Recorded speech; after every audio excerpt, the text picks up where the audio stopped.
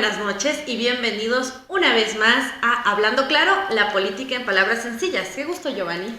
Buenas noches a la audiencia. Penélope, es un gusto. Esta semana, para variar, el Ecuador ha sido testigo de una intensa actividad política, social y cultural. Incluso nuestro país, el Ecuador, ya está en Qatar en el Mundial. Pero también ha habido algunas goleadas, Penélope. Así es, Giovanni. Bueno, pues el gobierno de Guillermo Lasso nos sigue dando cada semana algo de qué hablar. Creo que es importante que antes de entrar a lo que ha pasado esta semana y los diferentes acontecimientos, recordemos un poco de qué es lo que pasa con Guillermo Lasso y su gobierno. Debemos recordar que en las elecciones anteriores Guillermo Lasso entró con inconsistencias, más de 1000 actas, las cuales fueron teniendo varias cosas, y frente a eso entró con fraude contra el gobierno del pueblo de Yacu Pérez. Es así que desde el principio Guillermo Lasso ha venido siendo un gobierno que ha dado de qué hablar, que ha tenido varios problemas, que entró buscando ser con políticas populistas, diciendo que era alguien del pueblo, ofreciendo empleo, ofreciendo vivienda, ofreciendo créditos, cambiándose la ropa e incluso pues poniéndose hasta poncho. Y frente a todas las cosas y todo el circo mediático que hizo ahora que está en el gobierno, lo que hace es gobernar para quienes al final financiaron su campaña: las empresas, los bancos y claro que sí, el FMI. Ahora pasó algo, la mal llamada ley de inversiones. Esta ley que la Asamblea archivó porque evidentemente él ganó no porque el pueblo quería al banquero en el poder, sino porque era un voto contra el correísmo y contra el candidato del correísmo. Es así que en la Asamblea él no tiene mayoría, de creo apenas son 12 asambleístas, y ahora esta ley ha sido archivada. El presidente habla de un sinnúmero de cosas, entre la muerte cruzada y entre otras. Creo que, Giovanni, sería interesante poder conversar esta noche sobre qué pasó con este proyecto de ley, por qué se archivó, tiene la oportunidad de ponerlo en vigencia, entre otras cosas. Giovanni. Bueno, Penélope, el 24 de marzo es un día histórico. Yo decía, ese día el Ecuador confirmó la participación de nuestro país luego de una importante campaña en Qatar 2022. Clasificamos y todos estamos contentos. Pero ese mismo día, yo hablaba, hubo una goleada en la Asamblea Nacional. 87 votos negaron y archivaron el proyecto denominado Ley de Inversiones, que, como dijimos, era una ley de privatizaciones.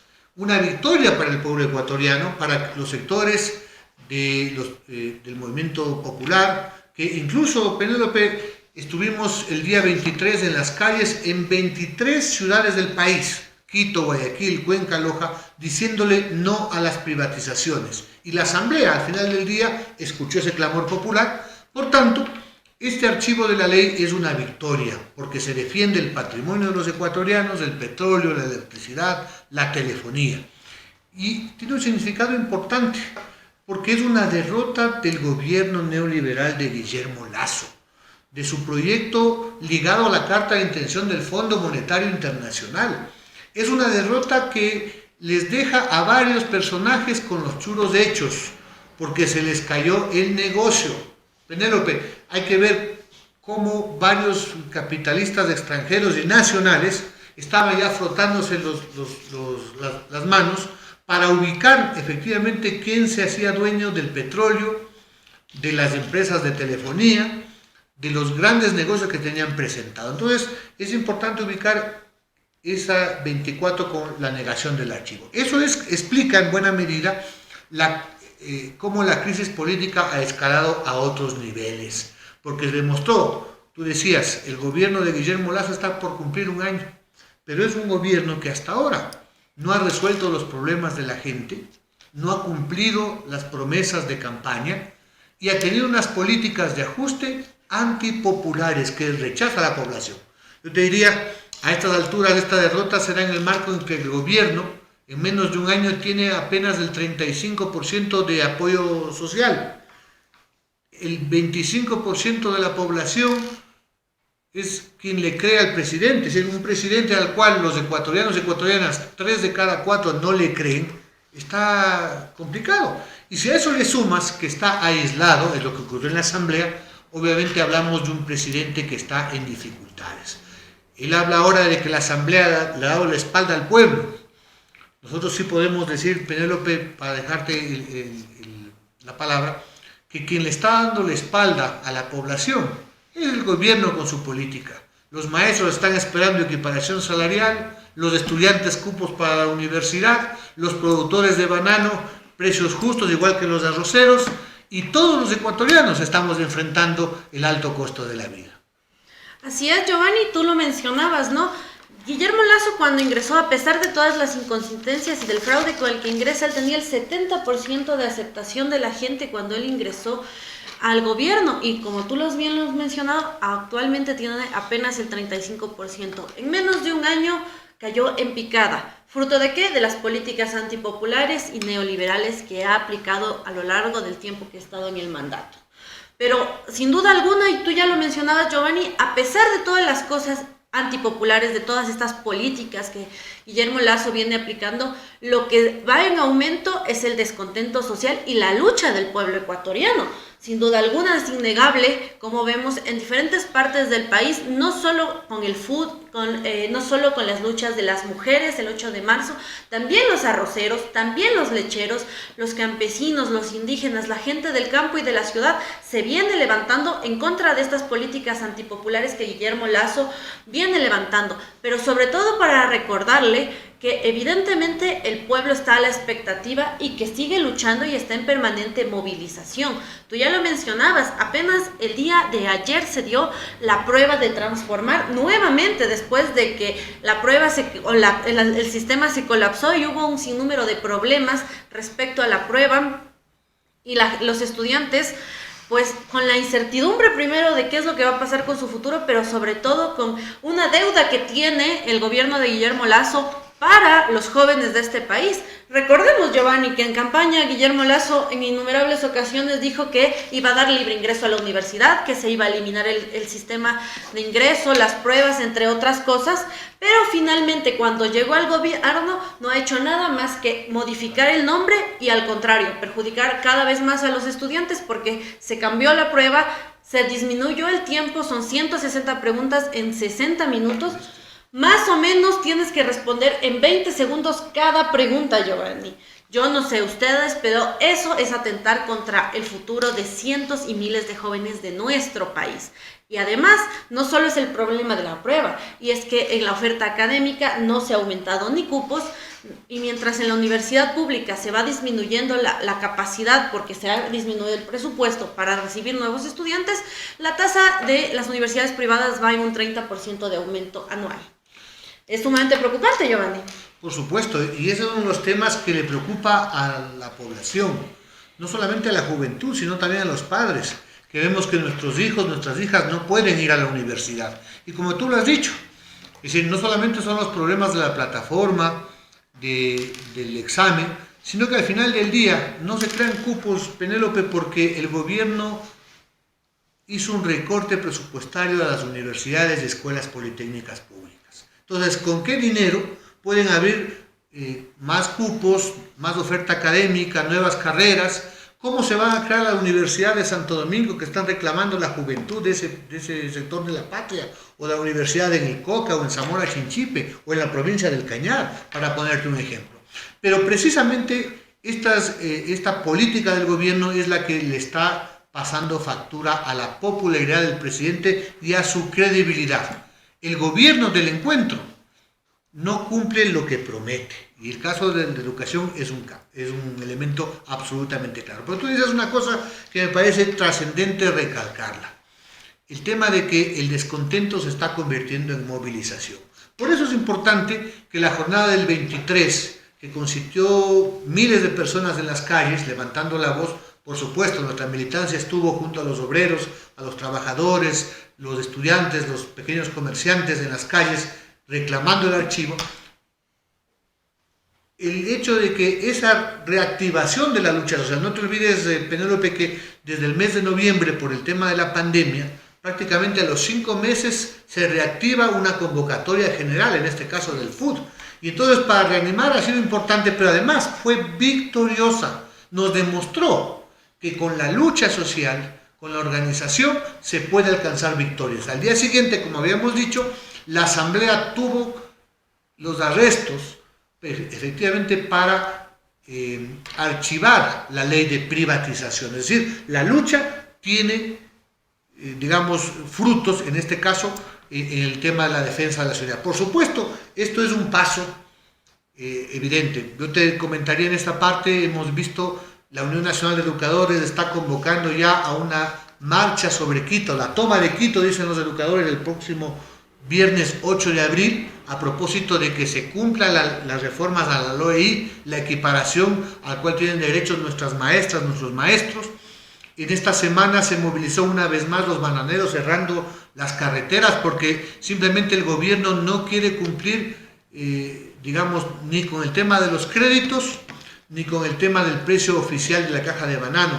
Los arroceros acaban de darle un ultimátum al presidente. Tú recuerdas, Penélope, que en campaña el presidente firmó que la saca iba a costar $35 para los productores y el ministerio no pasa de 30. Y esta semana también los sectores de los lecheros van a movilizarse. Entonces, en general se está abriendo una compuerta del pueblo movilizado, porque la verdadera contradicción hoy por hoy no es el enfrentamiento entre el Ejecutivo y la Asamblea.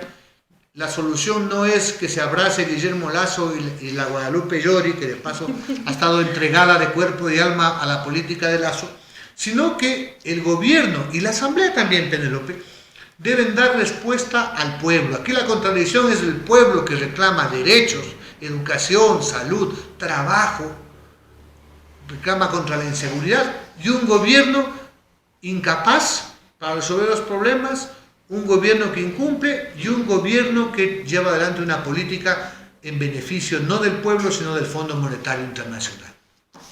Así es, Giovanni, vemos un sinnúmero de movilizaciones, vemos un pueblo que de a poco se va levantando y creo que es eso inevitable, fruto de todo lo que ha venido dando. Pero tú decías, claro, hay esta disputa entre el legislativo y el ejecutivo, todas las disputas que van viendo, porque evidentemente Guillermo Lasso, a pesar de que tiene sus partidarios dentro de la asamblea, pues no logra ser mayoría. Y se habla mucho de esto de la muerte cruzada. Ya hablamos un poco la semana anterior sobre qué es lo que está pasando con esto de la muerte cruzada, pero se reavivó el debate justo después de lo que ya mencionamos, ¿no? El archivo de la ley de inversión, de la mal llamada ley de inversiones. Entonces ahora nuevamente viene esto de la muerte cruzada, nuevamente está en el debate, y frente a eso, Giovanni, ¿cuál es tu opinión? Mira, el presidente con la sangre en el ojo, antes del partido de Ecuador con Paraguay, montó en cólera y sacó acusaciones. Primero dijo que el señor Javier Herbas, el candidato presidencial de la Izquierda Democrática, le había chantajeado llevar los votos de la Izquierda Democrática a cambio de limpiar el historial tributario porque Herbas sería evasor de impuestos. Primera cosa que lo dijo. Y segundo, dijo que los asambleístas no habían aprobado la ley porque él se negó a un chantaje, porque ha habido asambleístas, en ese momento no dijo ni quiénes ni de qué fuerzas políticas, le habían solicitado el manejo de las eléctricas, fíjate, hospitales, igual que en la pandemia, que le habían exigido puestos burocráticos, e inclusive decía, para cómo han exigido dinero en efectivo. Y llamó a los asambleístas no solamente, digamos, bloqueadores, sino ladrones. Pero claro, no decía quién y cómo. Por eso es que, Penélope, nosotros como Unidad Popular, ante semejante declaración del primer mandatario, decíamos, fuimos a la fiscalía, porque si un asambleísta vende su voto a cambio de cualquier cosa, plata o puestos, no solamente es una conducta política reprochable, porque está haciendo mercadería con la representación popular. La población no votó por los asambleístas para que ellos se enriquezcan, votó para que hagan leyes y fiscalicen. Esa es una política, una conducta política condenable. Pero no solamente, es un delito, Penélope, porque eso está, según el artículo 281 del Código Integral Penal, se llama concusión. Quien para cumplir con su labor pública reclama beneficios personales, dádivas, está cometiendo un delito. Y entonces el presidente no podía decir simplemente, me han chantajeado, el señor es un evasor, y no daba nombres. Fuimos con Mary Zamora a la Fiscalía General del Estado a denunciar esta noticia criminal, así dicen los abogados que se llama el tema, y decir a la Fiscalía que investigue y que le cite al presidente de la República, Guillermo Lasso, porque es el que da la versión. Él conoce quiénes le pidieron, qué le pidieron, a cambio de qué le pidieron, y que efectivamente se dé un baño de verdad. Esta acción, junto a lo que varios sectores sociales de la prensa, sectores políticos, hizo que el presidente, me parece que es el sábado de la noche, en un caso, y el domingo, se atrevió a dar unos 5 nombres y puso el debate. Aquí yo te diría, Penélope, hay que ser muy suspicaces en este tema. Porque ahora resulta que el presidente de la República deja más dudas que certezas. Quiere aparecer como el paladín de la lucha anticorrupción. Y dice muy bien, señor Javier Lasso es un evasor y me pide que le perdonen para dar los votos. Y le ordena al Servicio de Rentas Internas que le investigue. Recién, Penélope. Primero, que el Servicio de Rentas Internas, que depende del presidente, debería cumplir su papel todo el tiempo. Es muy eficiente el SRI para cerrar las tiendas de la esquina, el pequeño negocio cuando hay un problema, pero parece que son totalmente inútiles cuando se trata de ubicar a personajes que tienen poder y que son grandes empresarios. Está bien que el señor Javier Herbas responda, porque parece que las cosas no están muy claras, un próspero empresario que paga pocos impuestos. Pero la pregunta es, Penélope, es decir, el burro hablando de orejas. Todo el Ecuador está exigiendo que Guillermo Lasso dé una explicación sobre las grandes fortunas que tienen paraísos fiscales, los famosos Pandora Papers, que están en sus fondos en Dakota del Sur, etc.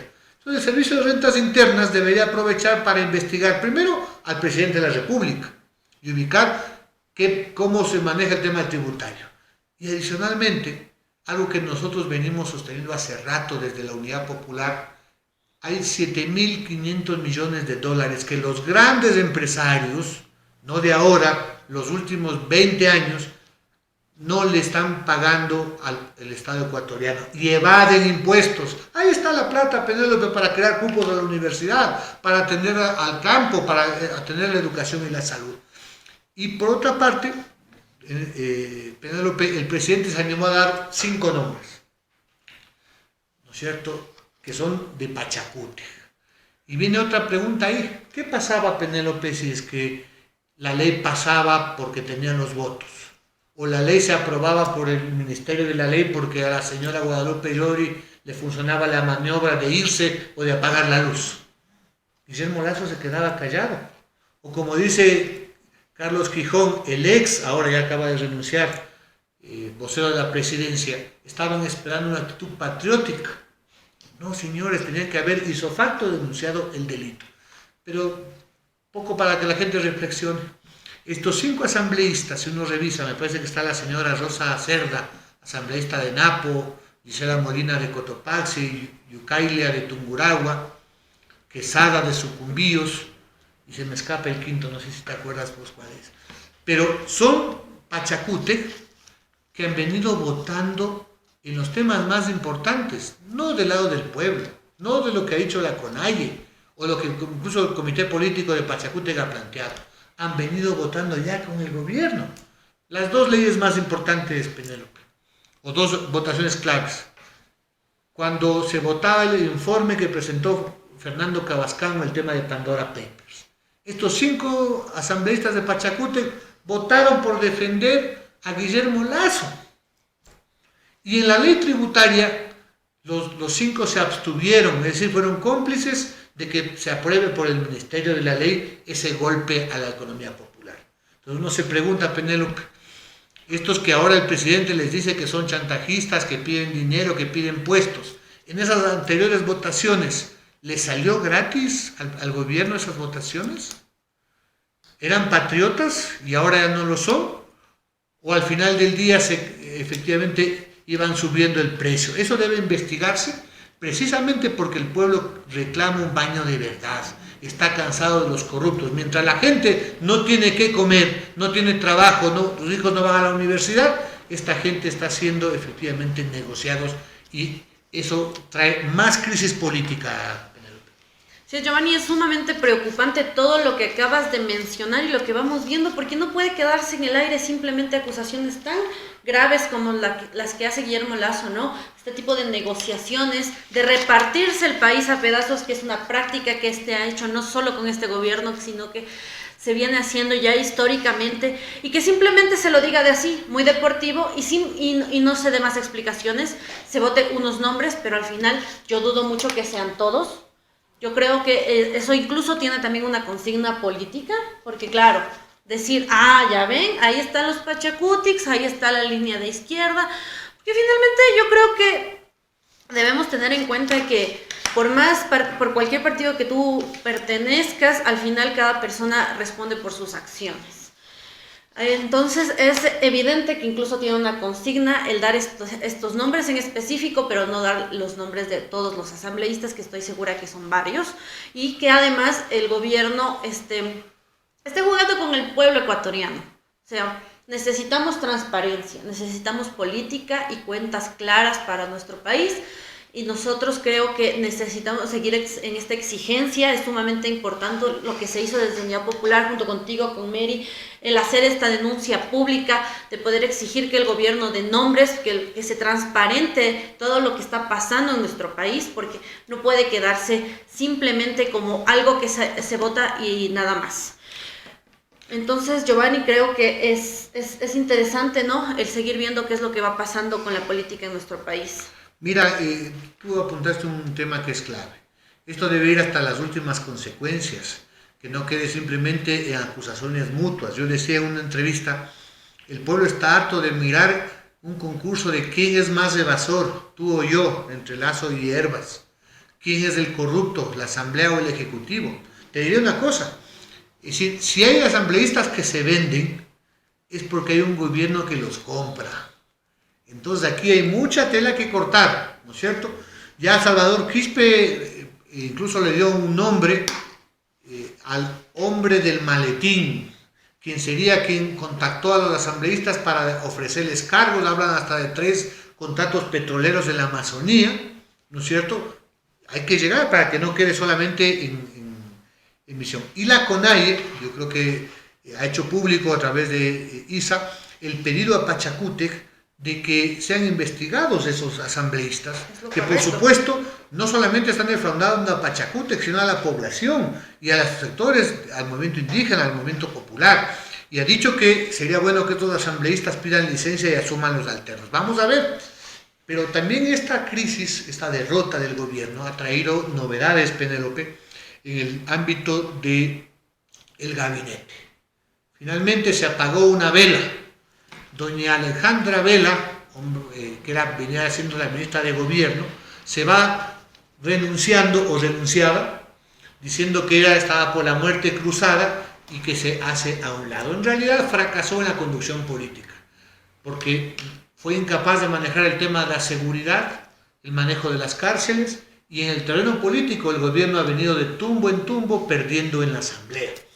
Eso también nos plantea un cambio en que la democracia popular, ese partido de ingrata recordación para el pueblo ecuatoriano, es decir, era muy influyente en el gobierno de Guillermo Lasso. No olvidemos que la ADP gobernó con Osvaldo Hurtado y es responsable de la socratización. Gobernó con Yamil Maguad y es el responsable del feriado bancario. Y eran los operadores principales, o son, todavía está de ver cuál va a ser su peso específico en el actual gobierno. Pero se va doña Alexandra Vela y viene Francisco Jiménez como ministro de Gobierno, alguien vinculado, primero fue gobernador del Guayas por el correísmo, viejo militante de ruptura de los 25, habrá que ver si es muy amigo o no de doña María Paula Romo, pero lo más grave es que no dividen nuevamente el ministerio y crean el Ministerio del Interior, y nada más y nada menos que es nombrado el general, no sé si está en funciones, Patricio Carrillo, quien fue el jefe de operaciones que encabezó toda la represión en octubre del 2019. Por un lado, se reemplaza la ADP y viene la ruptura de los 25, gente vinculada a María Paula Romo, algunos hablan del papel de la embajada norteamericana, y obviamente un represor al frente del Ministerio de... Son temas a tomar en cuenta, pero al final del día es un gobierno que está debilitado, es un gobierno que no tiene apoyo popular y sobre el cual el pueblo tiene que intensificar su movilización y las exigencias.